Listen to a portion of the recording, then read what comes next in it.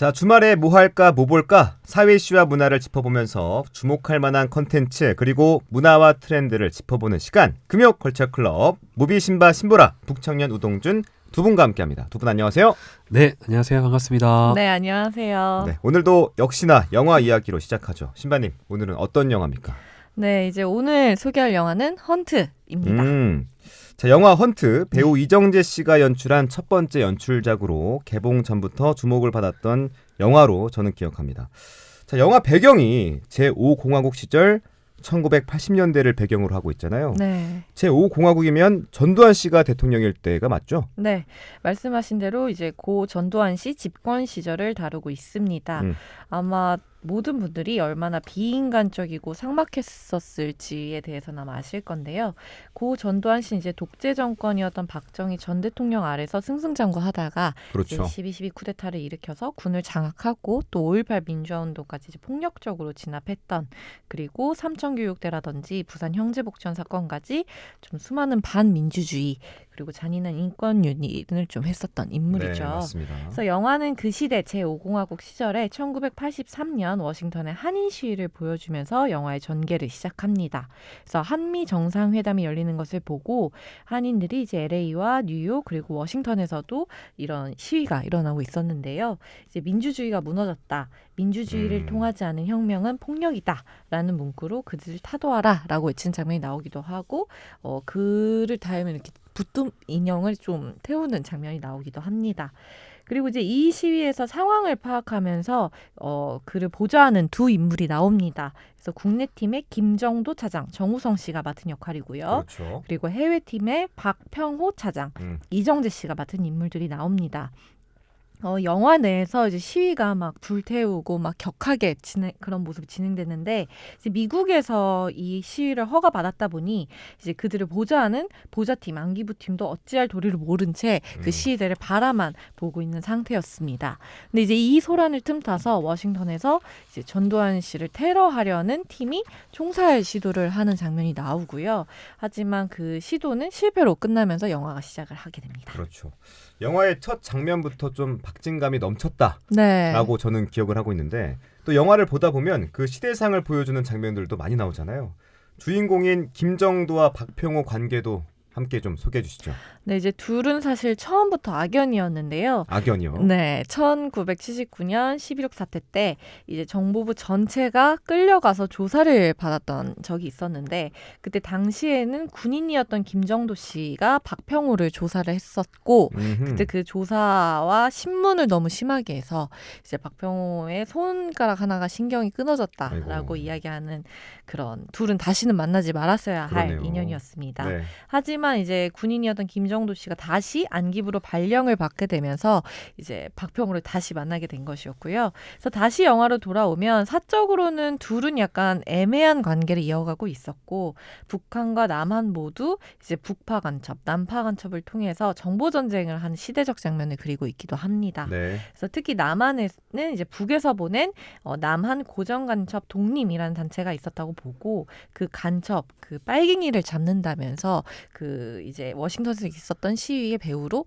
어떤 애꿎은 교수 하나를 잡아넣기도 하고요. 맞아요. 그 당시 이제 군부 독재 타도를 외치는 무고한 학생들을 좀 잡아다가 좀 무자비하게 고문을 하면서 너 빨갱이지라고 이렇게 캐묻는 장면이 나오기도 합니다. 네. 이제 또한 북한에서 이제 그 와중에 핵 정보를 들고서 이제 망명한다라고 하는 자도 있어서 그를 어떻게 받아들일 것이냐라고는 이제 문제가 또 있었는데, 그 네. 와중에 그의 신분을 믿지 못해서 이제 안기부 부장이 박평도와 그의 부하에게 이중 지시를 내리기도 하는 장면도 나오는데, 이제 그런 여러 가지 사건들이 있던 와중에 정보 하나를 받게 되는데요. 네. 이제 안기부 내에서 기밀로 하는 여러 문서들, 이를테면 뭐 회담이라든지 순방이라든지 이런 일정들이 북한에 고스란히 전해진다는. 근데 이것은 반드시 어떤 외부인이 아니라 그 안기부 내부에 그렇죠. 첩자가 있다라는 정보를 듣게 됩니다. 그래서 이제 안기부 부장은 박평호에게는 국내 팀을 조사하라고 하고요.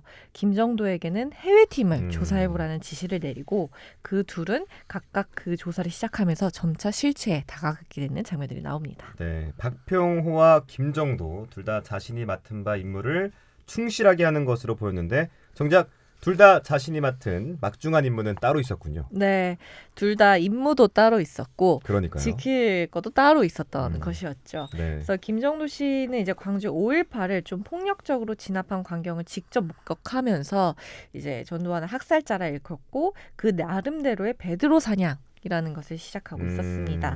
이제 그것은 이제 그 당시 신군부 세력 중 이런 걸 좀 못마땅하게 여겼던 사람들과 함께하고 있었는데요. 네. 여기서 이제 베드로는 실제 전두환 씨의 세력이라고 하더라고요. 그리고 이제 박평호 씨의 실체는 평화통일 1호. 그래서 평화통일 1호를 쭉 줄인 말로 박평호인데, 즉 남파 간첩이어서 이제 남북의 평화통일을 위해서 전두환을 사살하기 위해 내려왔던 것이었습니다. 그래서 북한에게 이런 남한의 기밀 정보나 이런 해외 순방, 회담 일정이 고스란히 넘어갈 수 있었던 것도 다 박평호가 어느 정도 위치에 있었던, 한 15년 정도 근무를 했으니까 그렇죠. 그 안에서 가능했었던 것이었다라고 나오고요. 그래서 부장이 이제 그 두 팀을 각각 조사해보라라고 한 지시한 이후에 서로가 좀 의심했던 것들을 하나하나 조사하면서 각자의 존재가 실제로는 어떤 사람이었고 그리고 그들이 어떤 목적으로 지금 이 일을 하고 있는지에 대해서 정확하게 파악을 하게 되고 이제 그 둘은 손을 맞잡게 그렇죠. 됩니다. 네. 그래서 간첩이기에 더 불리했었던 사실 박평호가 김정도는 왜 나를 살려두냐라고 질문했고 김정도는 우리가 목표가 같으니 잠시 손을 잡는 것뿐이다 라고 이야기를 합니다. 다만 이제 박평호가 생각했던 목적은 대통령을 살해하고 나면 남북 평화 통일이 평화롭게 올 줄 알았었는데 그 사이에 북한에서도 이미 전략이 바뀌어서 대통령 사살함과 동시에 불꽃 작전, 즉 남침을 시작한다라고 전쟁을 할 것이다라고 하는 말에 박평호는 이제 수많은 사람들의 죄 없는 죽음을 막기 위해서 결국 이제 그 막다른 선택을 하게 됩니다. 맞습니다. 네, 그러면서 둘의 맞잡은 손도 틀어지게 되고요. 그래서 이후 내용은 영화 보시면서 확인하시면 좋을 것 같습니다. 맞습니다. 그 서로가 서로를 간첩으로 생각하면서 막 네. 조사하는 그 긴장감이 있었는데 청년님은 이 영화 보셨습니까? 네, 영화 재밌게 봤습니다. 보셨군요. 네. 네. 일단 제가 정우성 배우와 이정재 배우를 좋아합니다. 그러세요? 그래서 두 네. 배우가 박신양 배우라서. 그렇군요. 네. 제가 이제 해외 로켓 촬영도 좋아하고 네. 이런 거 좋아하는데 처음에 이제 예고편에 나왔던 해외 어떤 모습들 그리고 이제 둘의 수트를 입고 하는 액션 첩보 영화 이런 걸 제가 좋아하거든요. 그래서 봤고 그리고 사실 이 영화가 이정재 배우가 연출을 도전하는 그렇죠. 영화이기 때문에 네. 뭔가 좀 잘하기를 바라는 기대감도 있었습니다. 제가 맞습니다. 영어를 할 건 아니지만 이 도전하는 사람들이 아니 뭐 팬으로서 응원하고 다 잘 되면 좋겠다는 마음이 그러니까. 있어가지고 네. 너무 재밌게 잘 봤습니다. 네. 네. 또 이정재 씨는 우리 2030 부산 월드 엑스포 홍보대사 1호기도 네. 하죠. 네. 부산이 사랑할 수밖에 없는 배우기도 네. 한다는 점 기억했으면 좋겠고 또 다시 영화 얘기로 돌아가면 일반 액션 첩보 영화였다면 야, 뭐 액션 잘하네. 연출 잘 만들었다라고 하고 넘어갔을 텐데 네. 이 장면을 에피소드로 기억하기에는 좀 많은 내용들을 담고 있어서 그냥 지나칠 수가 없었던 것 같기도 해요. 네, 아무래도 좀 실제로 있었던 것들을 각색하여 만든 것이기 때문에 더욱 그러지 않았나 맞습니다. 싶습니다. 이제 영화 내에서 벌어졌던 여러 사건들은 실제 있었던 사건들은 아니지만 그들의 입을 통해서 나온 이야기라든지 이런 감옥에서 무고한 사람들이 좀 고문을 받는 장면이라든지 이런 것들은 이제 당시 더하면 더했지 실제 그렇죠. 역사적 네. 배경을 좀 했기 때문이겠죠. 그래서 극 중에서 김정도에게 CIA 지부장이 베드로 사냥을 그만두라. 우리는 이 관계를 유지하고 싶다라고 이야기를 할 때 네. 김정도 씨가 다음과 같이 이야기합니다. 아나운서님이 읽어주시죠. 18일부터 시작된 진압군의 발포가 열흘 동안 3,000명이 넘는 사상자를 발생시켰고 21일엔 헬기 사격까지 있었어. 가장 어린 나이가 11세. 흉부를 관통한 총탄이 그 자리에서 그 아이를 사망시켰어. 국민을 학살한 살인자를 인정하고 조국을 등지고 살라니 매우 모욕적이군요. 좀 닮았습니까? 네. 네, 목소리는 약간 거의 뜸들였는데. 약간 늦었는데? 네, 제가 어떻게 말씀을 드려야 몰입했는데, 나는. 네, 몰입했는데 저도 네. 머릿속에서 아나운서님이 수트 입는 걸 상상을 했거든요. 네. 근데 액션 영화와는 맞지 않는 것 같습니다. 그래요? 약간 제에서 이제 생각한 수트 입고 하는 아나운서의 앵커의 느낌을 잡고 나서 아쉽습니다. 연기 공부를 네. 조금 더 네. 해보면서 네. 우리가 좀 제가 이런 내용들을 살릴 수 있도록 예. 노력하겠습니다. 그때 사투리 잘하신 거였죠. 네. 네.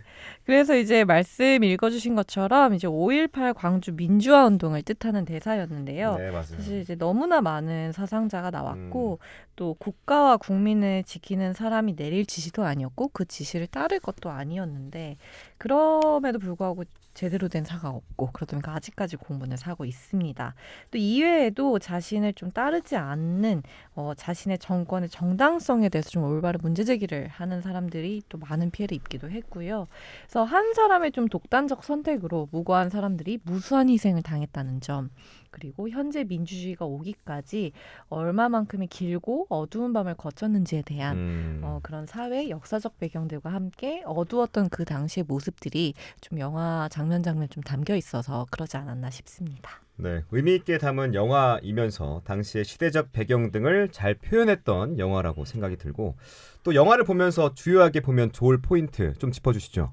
네, 이제 여러 사건들을 통해서 시실과 날실처럼 좀 엮여 있었던 당시 정치, 남북 관계들이 좀 잘 표현되어 있어서요.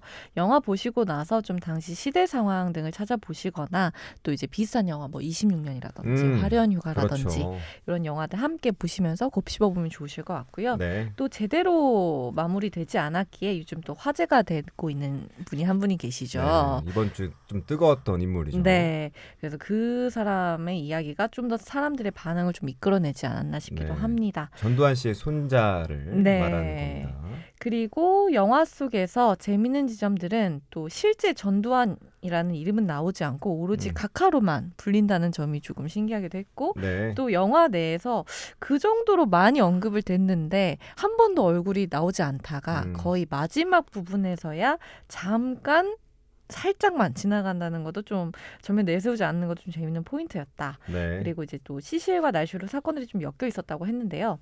그 사건 속에서 여러 지나가는 장면들이 있습니다. 그래서 그때는 그 영화를 보면서 그런가 보다 하고 넘어가거나 약간 조금 뭔가 있나? 이렇게 의문 정도만 잠깐 가지고 있던 것들이 내용을 보면서 다 이유가 있구나 라면서 그걸 다 하나하나 이제 복선들을 해결을 해주는 것들이 이런 답이 나와서 이 영화가 이제 스파이 첩보 영화를 내세우니만큼 좀 그런 연격으로 잘 짜여 있구나라는 생각이 들기도 했고요. 네. 또 이제 무엇보다 이정재 씨와 정우성 씨 한국을 대표하는 배우들이죠. 그렇죠. 그분들의 연기는 물론이고 또 영화 속에서 아주 잠시 나오고 스쳐 지나가는 배우들조차도 한국 영화에서 꽤 유명한 대배우들이거나 좀 알만한 배우들이 다 카메오로 워낙 많이 나오니까요. 숨은 그림 찾듯이 찾아가시면서 보시면 좋을 것 같습니다. 네.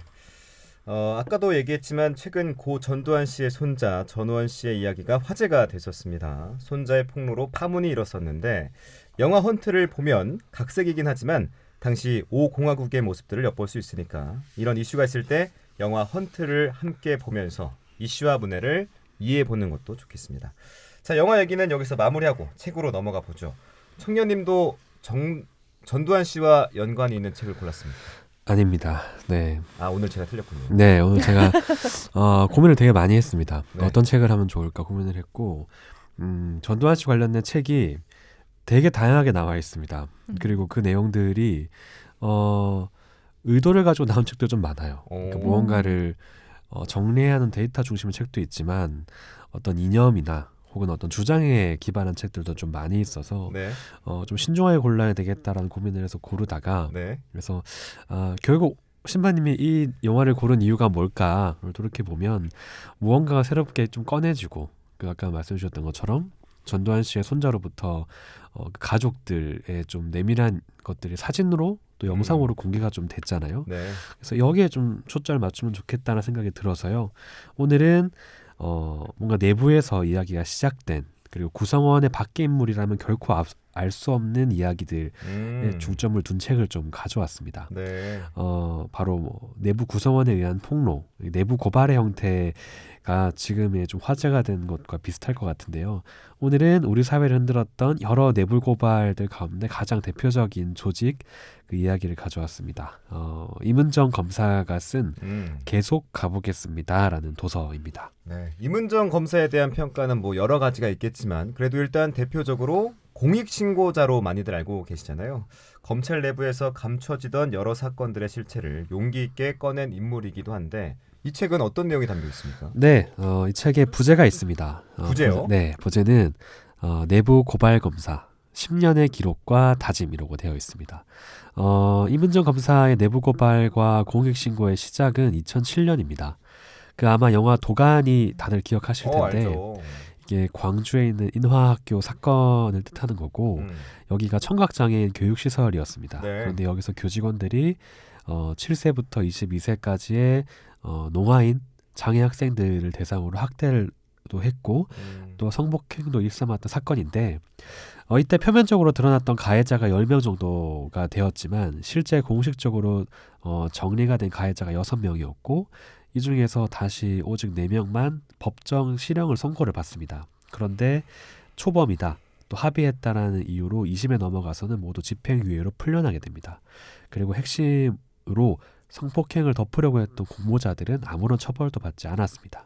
근데 이때 당시에 이문정 검사가 이 사건을 담당했던 그 광주지검에 있던 검사였고 또 그 공판을 담당했던 검사였습니다. 네. 그래서 이거를 사건을 2심까지 가는 걸 보면서 좀 답답한 마음에 미니홈피 이런 글을 남겼는데 네. 두 분이 한번 읽어주시면 좋겠습니다. 좋습니다. 신바님부터 읽어볼까요? 네. 2007년 3월 12일 오늘 내가 특히 예민해하는 성폭력 사건 재판이 있었다. 6시간에 걸친 증인신문. 이례적으로 법정은 고요하다.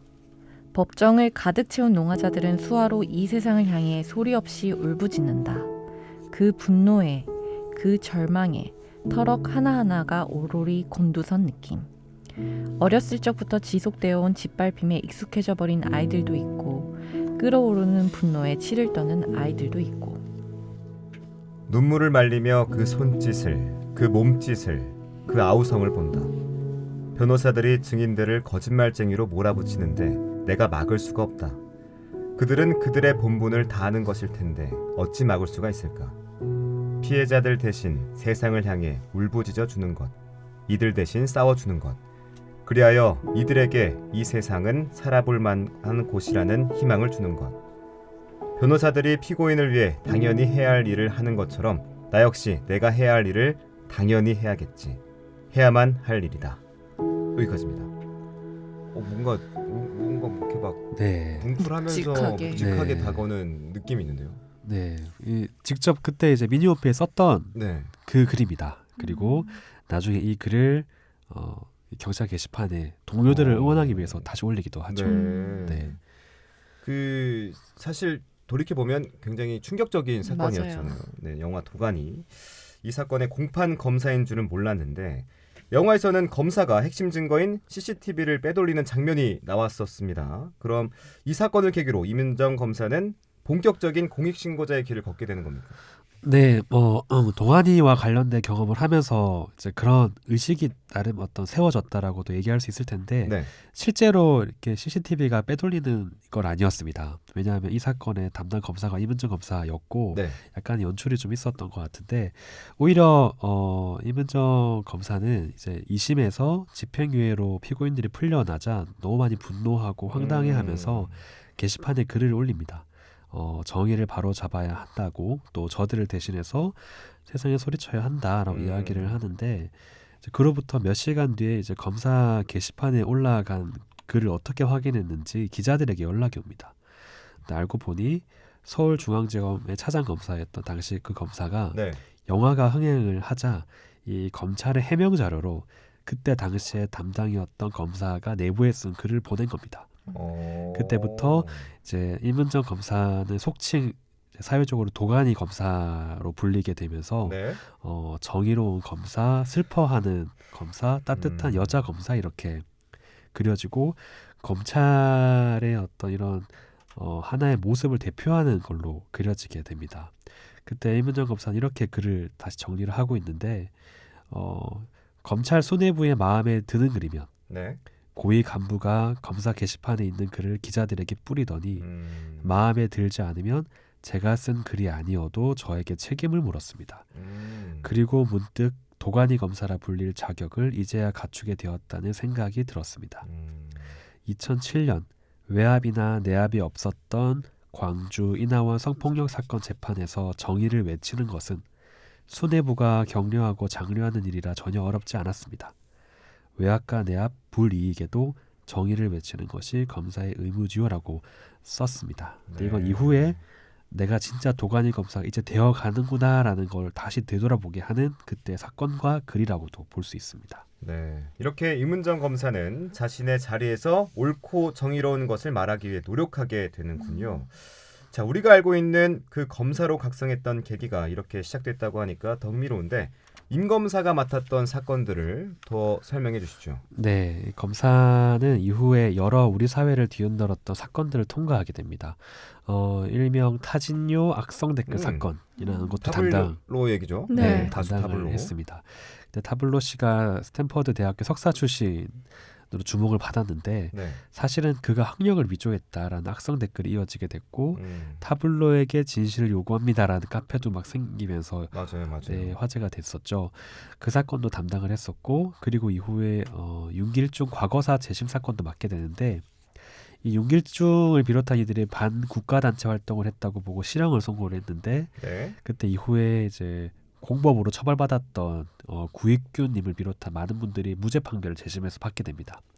이후에 윤길중님도 재심 재판이 열렸고 검찰의 항소 포기로 무죄가 선고가 되죠. 이것도 네. 맡았고 또 박형규 목사에 대한 과거사 재심 사건이 이어지게 됩니다. 이게 사실 제일 큰 화제가 됐는데 당시에 박형규 목사는 박정희 정부의 유신과 또 긴급 조치에 대한 것을 독재라고 정의를 했고 또 그와 관련해서 15년형을 징역형을 받았습니다. 그런데 이후에 이와 관련된 이들 모두가 무죄 판결을 받았는데 이 사건의 담당이 임은정 검사였어요. 그때 검찰 수뇌부는 임은정 검사에게 백지구형을 지시를 했습니다. 백지구형이면 네. 뭐 검사를 패스한다 이런 뜻 아닙니까? 네, 맞습니다. 검사가 해야 할 조사나 네. 이제 구형을 검사가 하고 거기에 대한 판단을 판사한테 맡기는 그렇죠. 건데 검사가 구형을 하지 않고 판사에게 바로 넘기는 걸 백지구형이라고 합니다. 되게 안 네. 좋은 거 아닙니까? 그렇죠. 그래서 구형을 하지 않겠다라는 건 검찰권을 행사하지 않겠다는 거고 네.